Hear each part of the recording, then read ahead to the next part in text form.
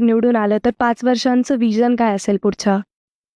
ते बघा, आपलं शहर वाढणारं शहर, अत्यंत प्रगतिशील असलेला हा भाग आहे. चोही बाजूंना आता इंडस्ट्री झालेल्या आहेत.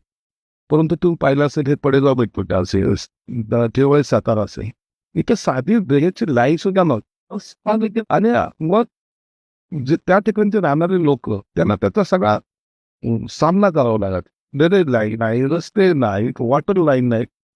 बेसिक गरजा ज्या आहेत ना त्या लोकांचे आपण भागवण्याचा प्रयत्न सगळ्यात महत्वाचं काम. आता माझ्याकडे नाही मानलं तरी एक 800-900 कोटी रुपयाची कामं आता सध्याला चालू आहेत. आणि एवढी सर्व जास्त कामं चालू असताना मग लोकांना ज्या काही मी सुविधा द्यायचा प्रयत्न केला. आणि दुसरा महत्वाचं, या शहराला असलेली कनेक्टिव्ह त्यांना जास्त महत्त्व मी दिलेलं आहे. कनेक्टिव्हिटी असली लोकांना आपल्या शहराकडे त्यांचा ओढा वाढेल, इकडचं फायनान्शियल जे काही ग्रोथ